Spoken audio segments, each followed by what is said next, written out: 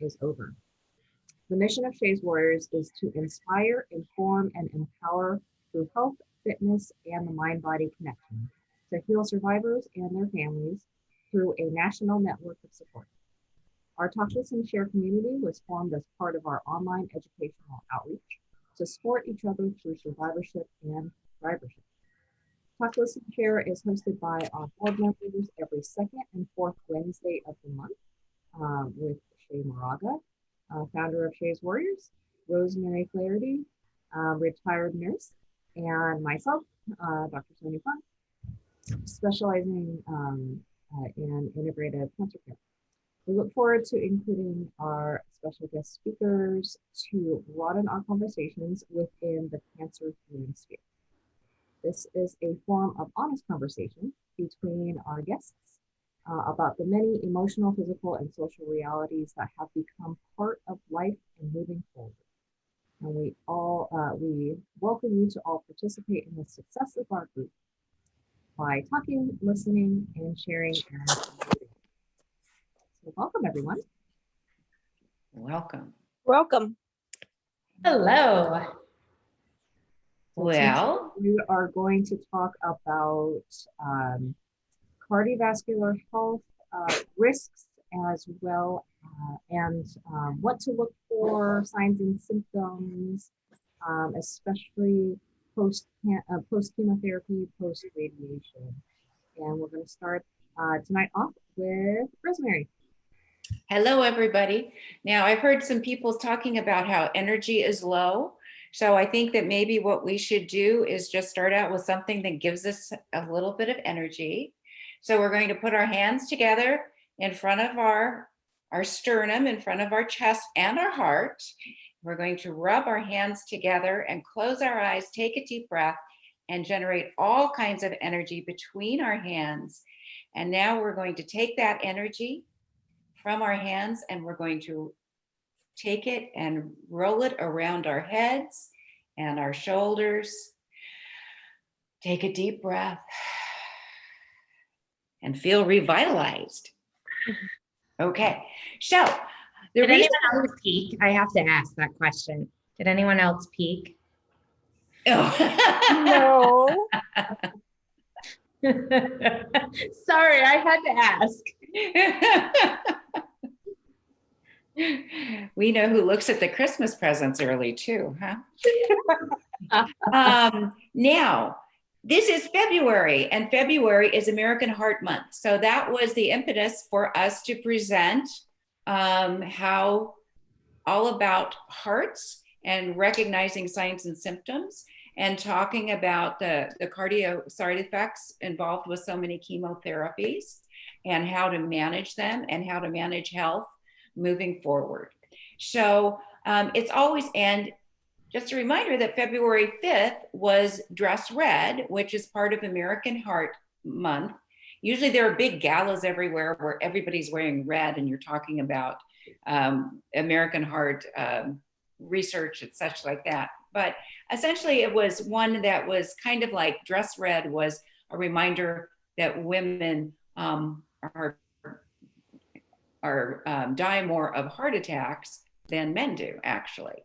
So men have more cardiac disease, but women tend to have more fatalities. And the reason for that is we have some different symptoms.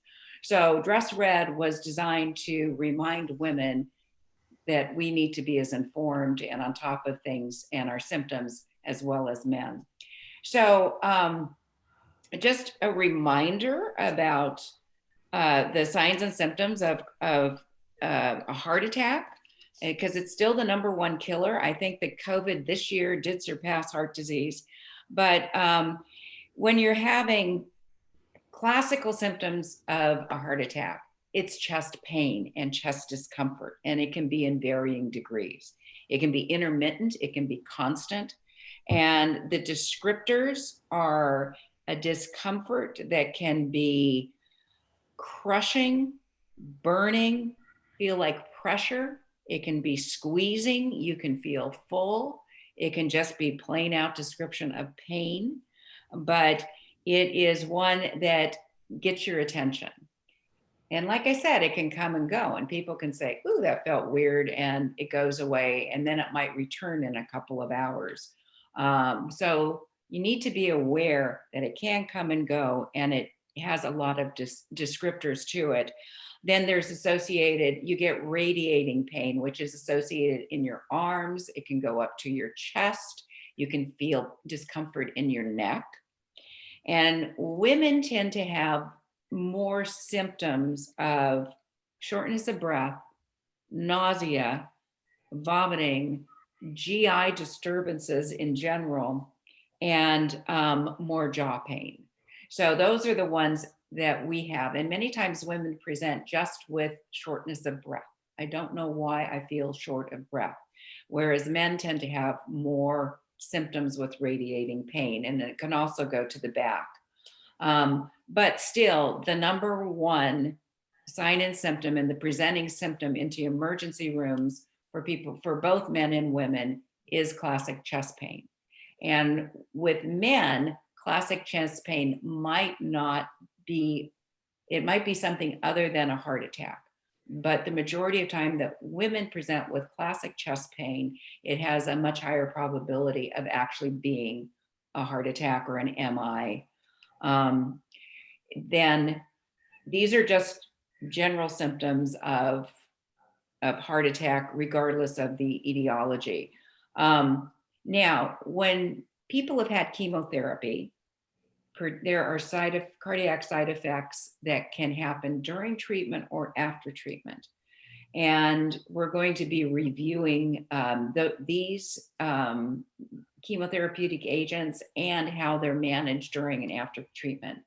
So the type of chemotherapies that have the most cardiac side effects are the anthracycline chemotherapies, which include doxorubicin, also known as adriamycin, which is nicknamed the Red Devil, and it's very frequently used. So it's used with breast cancer, ovarian cancer, lymphomas, leukemias, and sarcomas. So it's a widely used chemotherapeutic agent.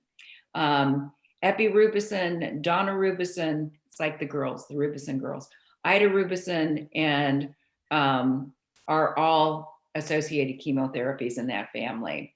Herceptin can also have some cardiac side effects. So one thing that's really important before you start these chemotherapeutic agents is that the oncologist is going to do a cardiac assessment. And this is going to include your age. Do you have a previous cardiac history? Have you had previous treatment with any of these medications, with any of these chemotherapeutic agents, or have you had radiation before? Diabetes, pre-existing cardiac conditions, and some basic information. Blood pressure is very important to monitor. Heart rate is very important to monitor and assess because any high blood pressure really needs to be treated. How's the cardiac function? And the other thing is labs. They want to look at your lipid panels to see if you have high cholesterol, the good, the LDL, the high density and the low density lipids. Then do you have any history of a previous heart attack of any type? So these are all assessments that create the risk factors involved with you receiving these medications. So besides the baseline assessment, there may be a trip to the cardiologist. They may say, I want you to get a cardiac consult. This is not unusual. And then there may be cardiac imaging that is done prior. So besides the labs and the basic assessment, there may be a cardiac echo, which is the one that's usually performed. It is an ultrasound, so you don't have to have an IV or anything, but it's an ultrasound of the chest that gives you a reading of the function in your heart as well as an EKG simultaneously. And for people that might have a higher risk, there may be a MUGA scan, which is nuclear scan that also evaluates your cardiac function, particularly the function of the muscles, particularly the ventricles. So these are images that also evaluate. Oh, am I getting a feedback? Okay, good. I just got a feedback. So these tests are done prior to starting chemo. And then if there's any symptoms that develop, they might be performed mid-chemo to see if there's any changes.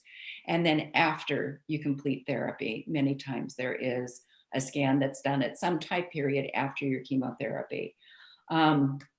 So those are the workups for it. Now, what happens if somebody is having chemotherapy and starts having some cardiac symptoms? Then there are a number of options for the oncologist to do. They can reduce the dose, change the chemotherapeutic agents, go get a trip to the cardiologist, a cardiology appointment, and there can be medications that are introduced as well.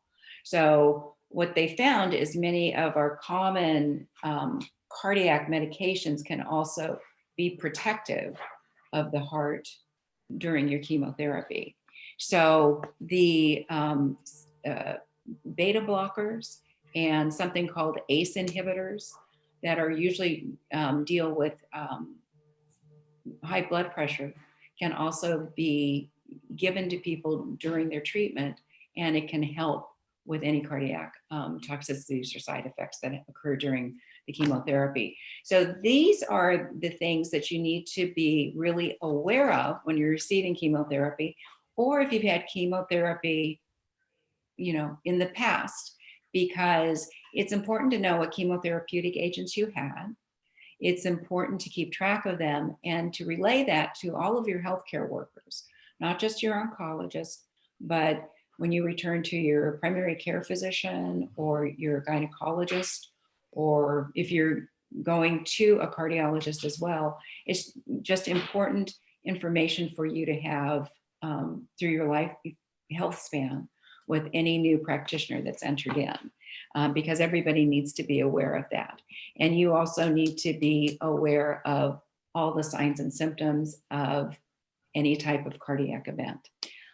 So careful monitoring of your blood pressure, of your lipids. You want to do good weight management, exercise, and healthy diets, which Dr. Fung will take over and tell us all about that. And then, so there can be early interventions and modifications of care should something arise during your chemotherapy. So people that have risk are one thing, but sometimes people develop risk or develop symptoms that have no risk whatsoever. So it's just something to be aware of. And then as far as radiation can also cause some cardiac side effects, particularly with the vessels, and if it's very close to the heart. So the radiation that's delivered through the equipment that we have today and the specificity of the radiation is so much different than treatment was even 10 years ago, because it is so exacting and the dose is so exact that you need to be aware of them. But the cardiac effects from radiation have been greatly reduced through the improvement of technology. And then there are some other medications that can be delivered to protect the heart during your chemotherapy. And some people who have a high risk might get an infusion of a certain medication prior to their doses of cisplatin, specifically to be cardioprotective. But I want to share something about how things have changed over the years. When I was a new graduate, I worked on many different floors, and we had to give education to people as they're leaving the hospital. So if somebody was a cardiac patient, these are the instructions. You can never eat fat again as long as you live. You have to get special pans so that you don't have to add oils to your foods. Smoking cessation was always part of it, but the dietary was just incredibly different than it was today, because what we know is that oils are something that are really beneficial for us, and we were depriving people of one of the, because of all the research that was available then, and then that was the way that heart disease was managed. And also eggs, not that bad. So I just thought that was kind of interesting. And the other thing that was interesting is how different healthcare was back then, is that you would give these lectures and give resources about how to stop smoking, because there was a lot of smoking. And then you walk into the nurse's lounge, you'd open the door, and this cloud of smoke would come out from all the smoking nurses that were on their breaks. So things have definitely changed.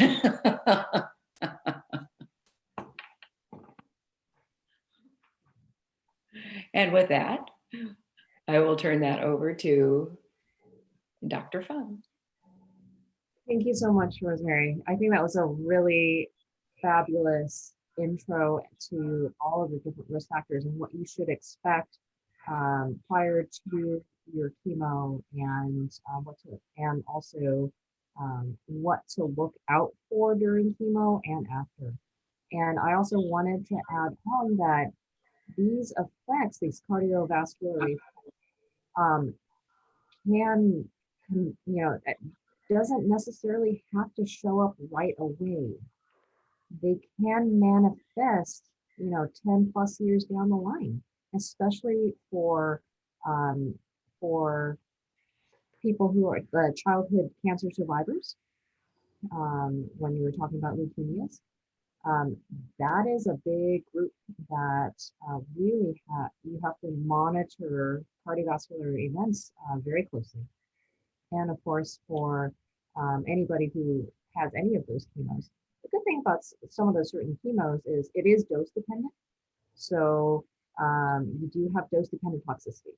So that when Rosemary said, if you're having any type of cardiovascular signs and symptoms, they reduce that dose. And that's the reason why, to help to prevent or to reduce any more cardiovascular injury. And there are a lot of different ways that now that you can manage cardiovascular risk and injury during your treatment and also after your treatment. And much of that is through lifestyle. So through exercise, through stress management, mindfulness practices, and then also through diet. And there are also other herbs and other supplements that you can take to help to mitigate some of these side effects, as well as you can even turn around some of these cardiotoxicity symptoms. So that being said, Rosemary talked about the modifiable risk factors. And American Heart Association has a really great Venn diagram that shows the intersection between breast cancer risk and cardiovascular disease, and how a lot of things do overlap. Things such as your age, diet, family history, and other really highly modifiable factors such as alcohol intake, physical activity, tobacco use, of course, and then maintaining a healthy weight. So those are a lot of material there for lifestyle modification that should be started immediately, even prior to any type of diagnosis, and definitely continue throughout treatment and then post-treatment. So the name of the game with any type of cardiopreventative interventions is to reduce inflammation and damage to the heart tissues. So number one thing that is always recommended is to exercise. Exercise is, your heart is a muscle, and you must exercise that muscle as well. So when you do exercise, you are working your muscles, you're working your heart muscles specifically, and you are keeping the valves open and clean as much as possible, keeping the inside, the endothelial cells healthy and reducing inflammation there.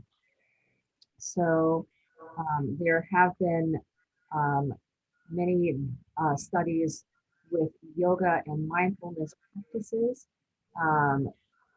utilized together that have turned around patients who have initially started having these cardiotoxicity symptoms. So it does work, and it does work well, and it is a win-win. The next piece that I'm going to talk about is diet. And the most research has been done with the Mediterranean diet that includes the fabulous anti-inflammatory fats from the fatty fish and fish oil, and high quality olive oil, different nut and seed oils, avocado oils.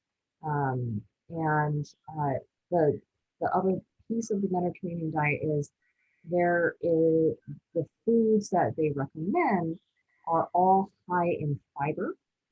So lots of dark green leafy veggies, whole grains if you tolerate them, and other fruits rich in antioxidants. So there is concerns about, adding antioxidants in your diet through chemo, but when you're eating them in your food, you're not consuming a synthetic form of antioxidant that you're only getting a very high dose of. You're getting a very balanced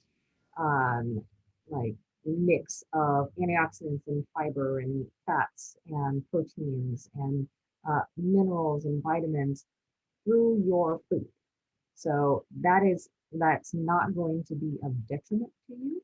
That can only benefit you, and it also can help develop a healthy diet, like a healthy daily dietary habit, as well as help with maintaining a healthy body mass.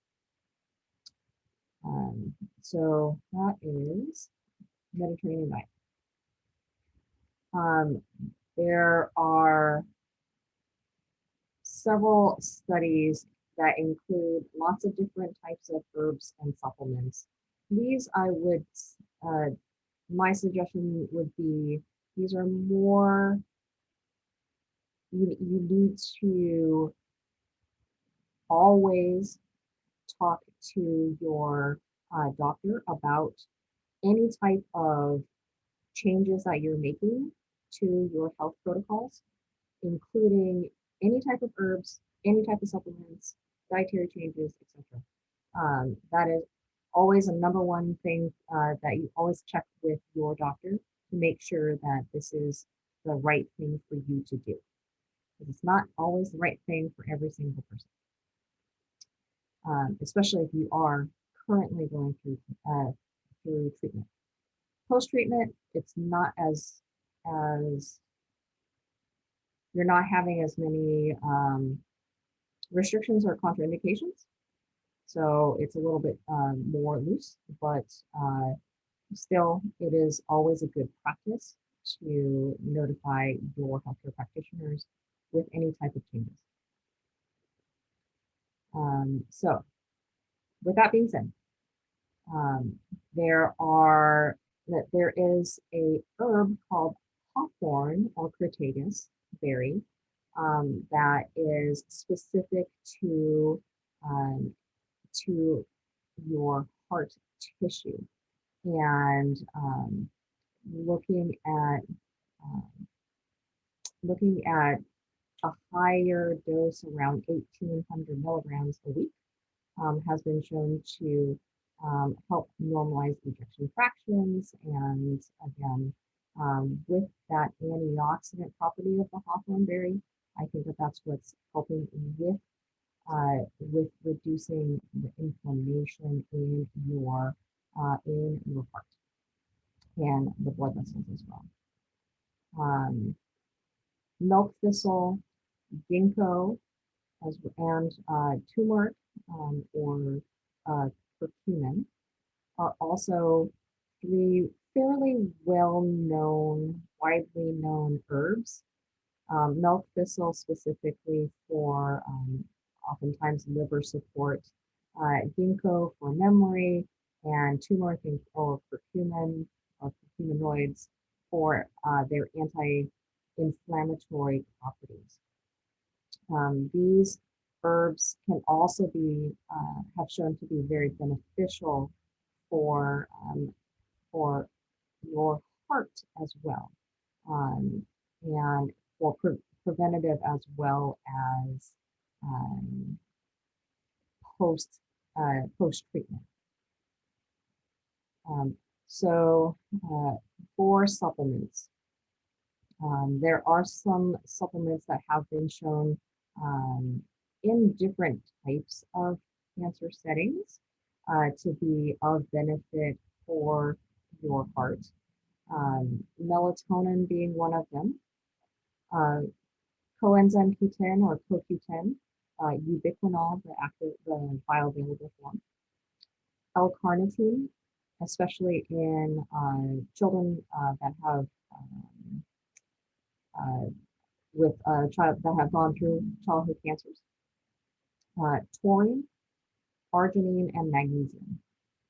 And there is data out there. There is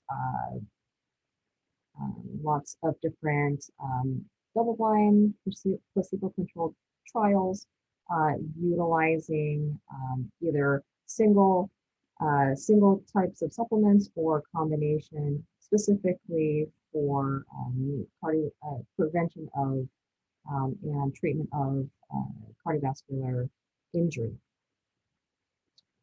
And then there is also a long history of acupuncture and Chinese medicine and TCM for cancer support, for your heart, for overall health, and then as well as sleep and other types of general immune and lifestyle support that you want to maintain throughout your treatment and then post-treatment. So there are quite a few things available out there that can help greatly with heart support, with cardiovascular support. You just have to find out what will be helpful for you, and what would be safe for you to intake. And again, like your health is individualized, so that is pretty much it for me.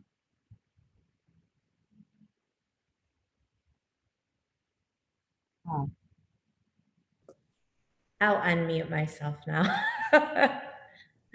I love the fact that obviously, talking about yoga, meditation, mindfulness, and exercise, yoga improves the heart and health by increasing and the breath by increasing the circulation and the blood flow. In addition, by practicing yoga, we can lower blood pressure and cholesterol and blood glucose levels, as well as the heart rate, which can all add up to the lower risk of hypertension and stroke and heart disease. So it's like, any 30 minutes, that's what the American Cancer Society, you said it, and we know it in the past, says that's all you need per day. And 30 minutes in a day of 24 hours is nothing. And that's a brisk, if you don't like yoga or you don't like meditation, it's a brisk walk.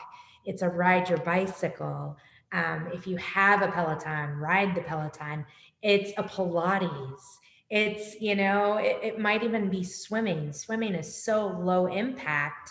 And especially after cancer treatment, when your bones and everything and it hurts and you just need to get up, swimming is so low impact and so easy because you're floating, So 30 minutes a day, that's huge. And that breath work is so important because as a trained yoga teacher, it's almost like putting logs on the fire. The more that you put logs on the fire, the more the fire burns. The more you inhale that breath and exhale that breath, the more the oxygen goes and flows through the body. Thank you. And another exercise that I think sometimes gets overlooked is resistance training. A really good resistance program has been particularly, pardon me, studied with breast cancer, and they found that diligent resistance exercise on a daily basis is really beneficial for recurrence and for strength afterwards, and prevention of lymphedema. So it's very beneficial. And another health strategy is really focusing on sleep. I'm speaking to someone in the room too. Good, regular, it has to be regular sleep, and you have to work on it diligently, but we need more sleep than we think we do for health.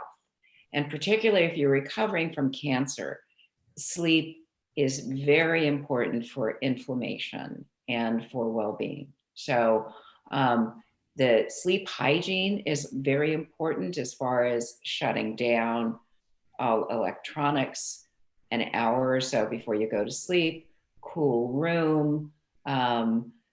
You can read if that helps you come down. The melatonin is helpful.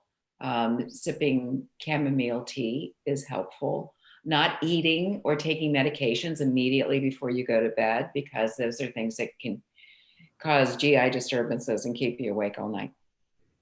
So it's just a program of coming down and focusing, some nice yoga, breathing.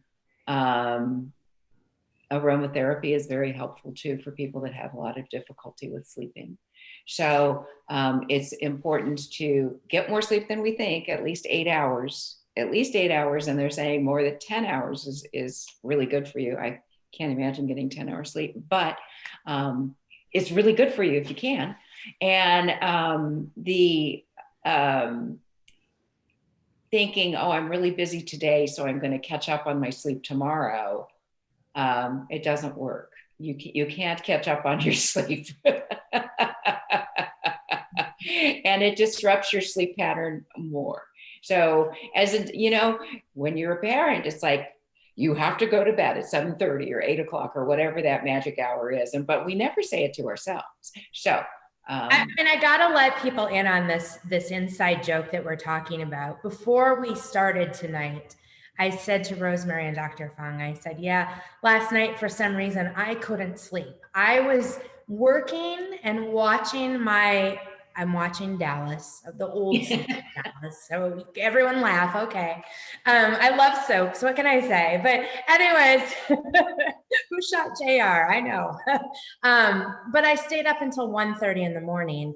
And then I normally get up anywhere between 4:45 and 6 o'clock in the morning. I never set an alarm because my natural sleep pattern is just, I'm in bed by 11. I'm up by that time. As soon as the light hits, I'm up. That's just normally how it is. And today, I got up at 6 o'clock. So I really didn't have a lot of sleep, which wasn't good. And then I went and I did mental and physical work today, out and about, and then came home. I did take a nap. I took an hour nap. So I made up for it, and that was kind of my thought pattern last night. I'll catch up on it tomorrow. I have an hour of time for a nap before I have to do the rest of my stuff, but not everyone can do that, right? I definitely am paying for it today. So yeah. Well, as far as naps, they recommend that an hour is okay, but not beyond an hour, because that's going to disrupt your sleep. And the term power napping, if you get yourself into a habit of just laying down for 20 minutes, it can be really beneficial, and just a relaxation of the body and the mind. And my girlfriend used to work with an attorney who was up in Los Angeles, and he was a defense attorney. So he had a very heavy workload, and he would say, excuse me, I'm going to take my nap now. And he would put his head on his desk. He was so trained, his head on his desk, fall sound asleep for 20 minutes, and then automatically wake up and continue the conversation. Another one that used to do power naps every day was Madeleine Albright, when she was the Secretary of State. And that was something that just kept her going. And people who get in the habit of just, you may or may not fall asleep. I think it's something that grows if you are disciplined about doing it, but it's really helpful. And I know that I do 15-minute laydowns because I have lots of back issues, and it's just amazing how just the change in relaxation and the change of position can really help, and you wake up feeling so refreshed and able to carry on. So naps are really, they're so lovely. It's just such a treat to be able to just lay down or put your head on the desk for a few minutes when you just feel like you need it. So One of our Facebook friends, Paula, says, I rest sometimes for 20 minutes, eyes closed and unplug, not even fall asleep, just unwind. Just seeing those words that way, like, soothes me. I just want to be like,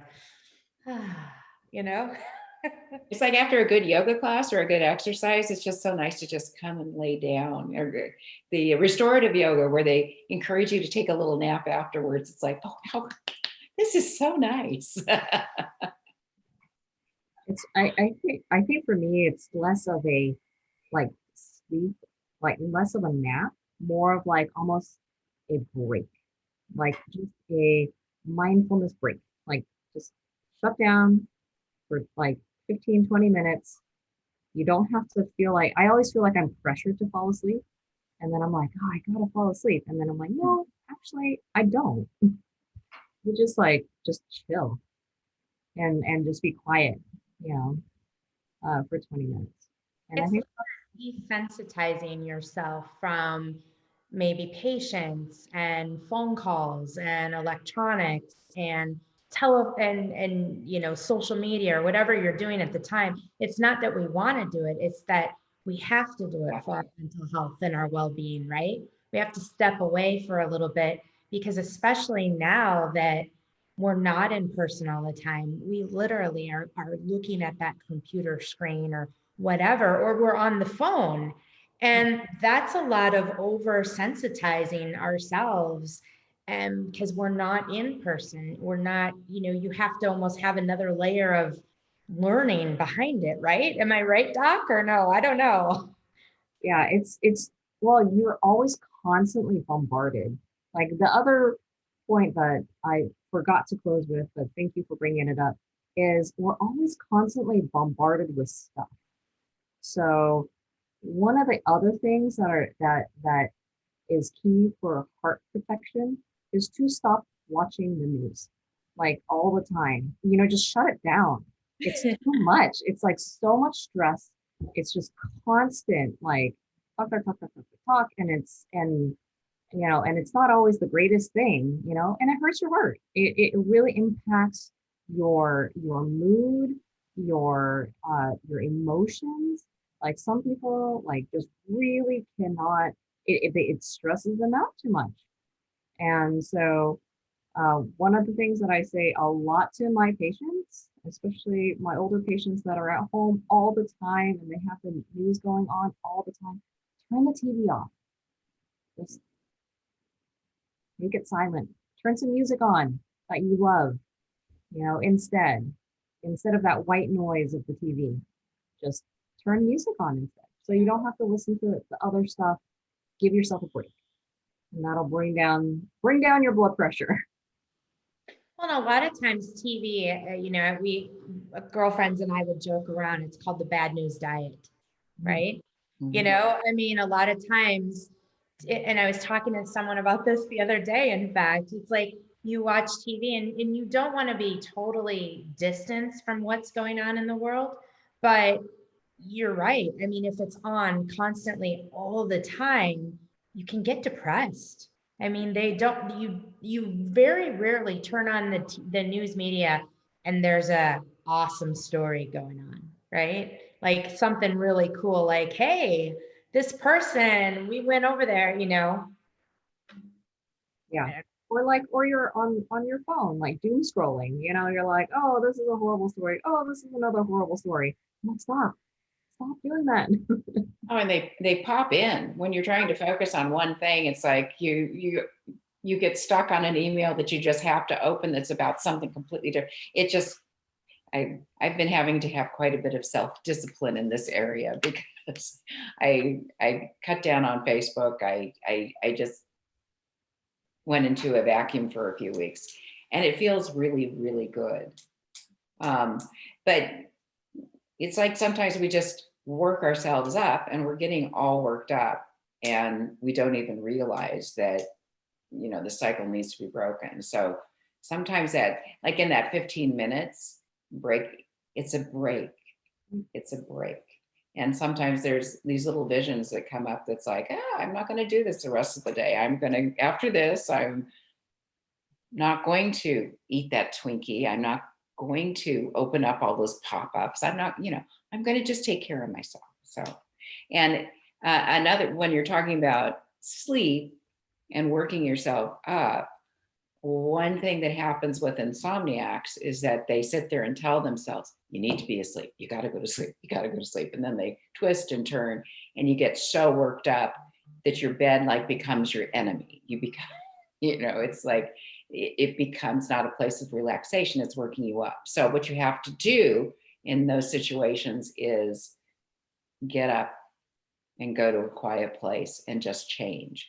And whether it's you take just a nice little glass of water or you maybe read a book. The best ones are really boring books at night. And it can help you relax, but just something that helps you relax that's away from your bed that can help you just relax enough that you can go back to bed and hopefully get to sleep. Because it can be a horrible problem with insomnia. It's a tough situation. Do we have any other questions from Facebook? Yeah, we have a couple. Let's see, or a couple comments actually. Angela says, when I was going through treatments, I napped with benefit. But now if I nap, I feel so fatigued and lethargic. Can you explain? Too long of naps? Yeah. Because that can happen if it's too long of a nap. And then that can impact the quality of your sleep that night if it's too long. So maybe if it was a nap for 10 minutes or just a lay down for 10 minutes rather than a nap, it could be helpful. So Another comment, I think this is more of a joke, but I'll still say it. When you see older patients, what age is that? I think Sonia. And wait, no Twinkies, Ellie says. Yeah.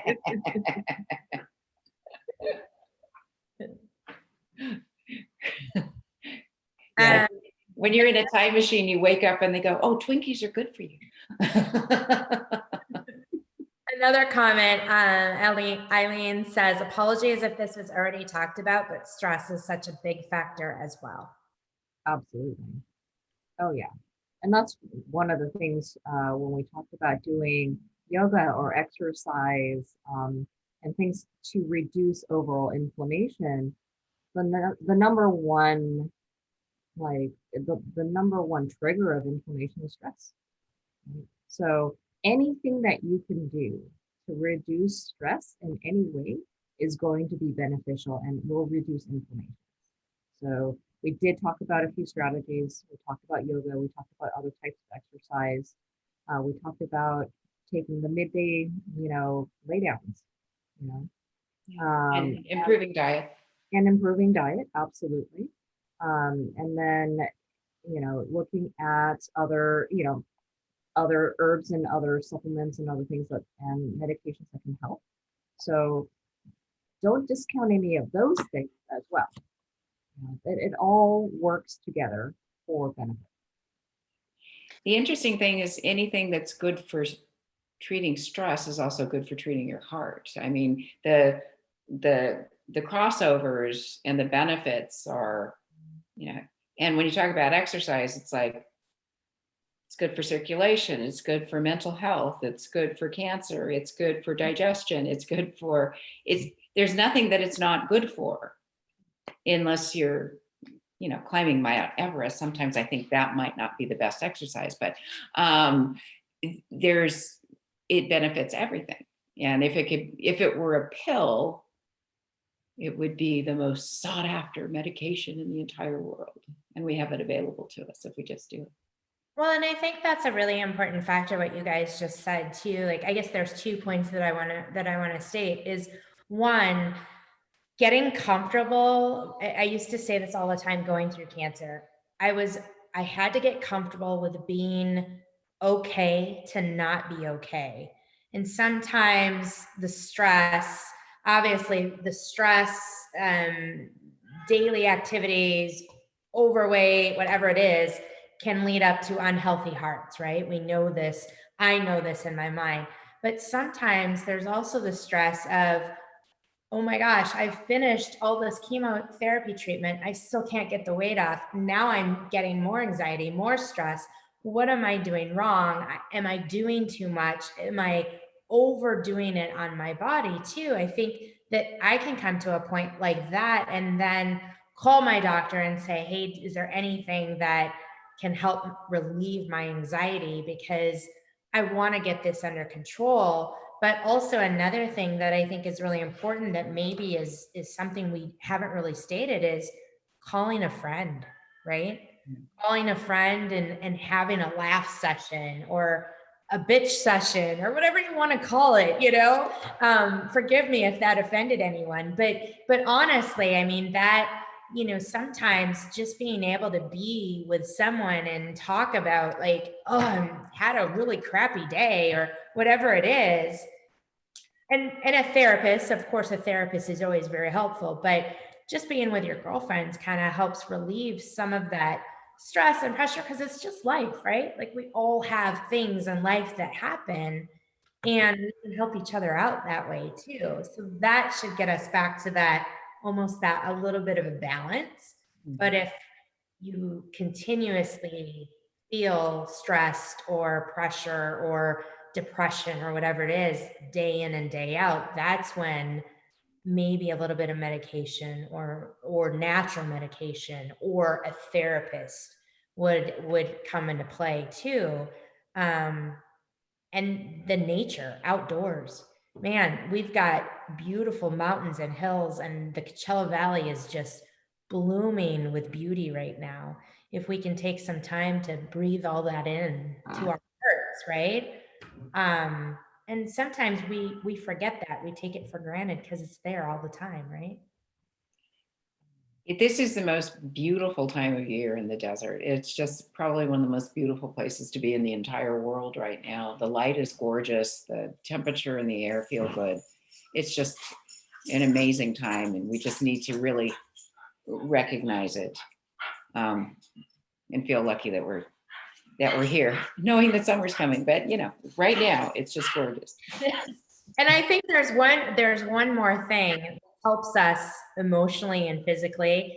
And I think he's trying to tell you right now but our pets, they were in seclusion. They're back with him in the office and they just let them out and they're both like going crazy. But our pets naturally notice and feel our emotions and what we're doing. So we have to take them out for walks. Look at that baby. Oh, Right? But how can you not, as a human, look at this little love bug right now and be like, oh, give me him? Or like, how can you not feel like you're holding him right now? I mean, they unconditionally love you and make you happy, which again lowers your serotonin to make you happy, which is good for your heart, right? It all works. yes. Well, he's 10 months old, weighs 28 pounds, and is kind of a handful. Oh, but he's such a love. He's such a love. He's You very should sweet. tell everybody what his cute name is. This is Eddie. Eddie. It's Eddie, and his friend is Buster. So it's kind of like they're two tough guys from the Bronx, Eddie and Buster. But this guy was a street dog in Tijuana, and we were able to rescue him through the Humane Society. Amazing. Yeah. And he likes to watch TV. So he's very happy when there's a Zoom on. Okay. So cute. So cute. Get down. Okay. Anything that makes your heart happy, right? Right. That's included. And lots of exercise too. Outside, exercise outside. I mean, I love hiking, and hiking is like, you get to see, you get to be in the mountains. You get to see the sky, see the blue skies, feel the sun, because we actually have sun. Yeah, I know the poor souls in Minnesota right now who are watching. I see a couple of them on here. There's a lot of sun sometimes there, but it's cold. But if you're a true Minnesotan, you're out there with a bike and you're snowshoeing and you're skiing or dog sledding or doing whatever else they do in the snow, because I didn't do it. But but I know true Minnesotans, they ice fish too, I guess. So yeah. Yes. Grumpy old man. Laughing at me right now. Hi guys. Well, from being from the Pacific Northwest, the reason why I'm not living there right now is because I need the sun, and the sun makes me happy, and it like lowers my blood pressure. Paula wants to remind everybody that healthy snow shoveling also happens. Yes. Oh my gosh. Yeah. Oh my I know this past few weeks just has been crazy with the snow. So in all over the country. Yeah. Texas especially, and even up in Portland where I'm from. Ice storms and stuff. I know that I just read today here in the Coachella Valley, and in case you're in Minnesota, Sun Country flies direct right in when it's safe for you to travel. But I just saw that the Palm Springs Convention and Visitors Bureau actually came out with a pass for some of our local hiking establishments that are here. So I'll post that on our page so you guys can see it, because it's a pretty cool package with restaurants and all of this Nice. that's in there. So yeah, so it's kind of like I guess the fast pass to hiking. I haven't I saw it very briefly, but it looks really, really cool. And how cool is that to be able to give back to the valley too and enjoy this time of year before it gets really hot. Yeah. I heard that the tram is actually open again too. Oh, really? Yeah. So, Okay. Nice. Yeah. Cheryl, you have to unmute yourself.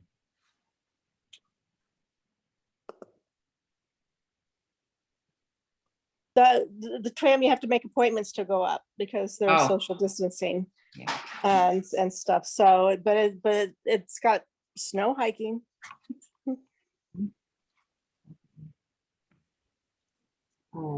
Let's see. So Always a fun thing. oh, I know. I love going up there.